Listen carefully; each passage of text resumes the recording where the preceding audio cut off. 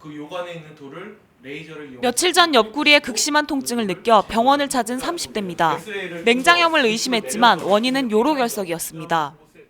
갑자기 옆구리가 콕콕 찌르는 것처럼 너무 아파서 처음에는 맹장이 터진 줄 알았어요. 그런데 병원에 와보니까 요로결석이라고 하더라고요. 요로결석은 우리 몸에서 소변을 만들고 저장하는 공간인 콩팥, 요로, 방광, 요도에 돌이 생기는 증상입니다. 결석은 주로 신장에서 만들어져 요로기관을 따라 내려오다가 통증을 유발합니다.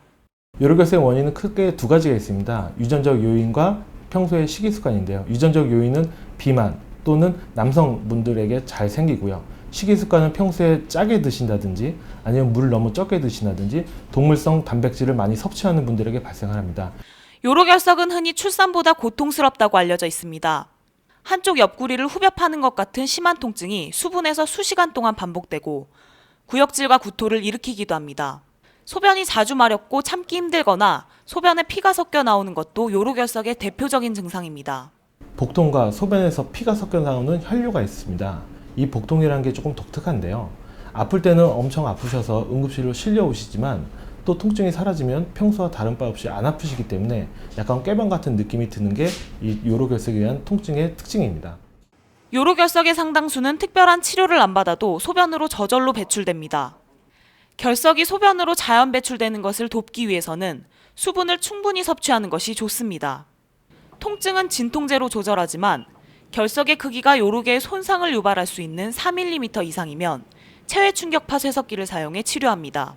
체외 충격파 쇠수술의 장점은 첫 번째는 수술을 하지 않는다는 점이고 두 번째는 외래에서 간단하게 시행할 수 있다는 점입니다. 하지만 이러한 체외 충격파 쇠수술에 실패했을 경우 차선책으로 내시경 수술이나 복강경 수술을 통해서 남은 요로결석을 제거하게 됩니다. 요로결석은 유전적 요인이 크고 5년 이내 재발률이 50%로 높습니다. 따라서 가족력이 있거나 요로결석에 걸린 적이 있다면 재발 방지를 위해 평소에 물을 많이 마시는 것이 좋습니다. 물을 많이 드시게 하는 이유가 있습니다. 첫 번째, 물을 많이 마시게 되면 소변이 많이 만들어지고 이 많이 만들어낸 소변이 돌을 밀어내서 자연 배출되는데 도움이 되고요. 두 번째로는 물을 많이 마심으로 해서 소변이 희석이 되기 때문에 돌에 씨앗이 형성이 되지 않는 효과가 있습니다. 식이요법도 중요합니다.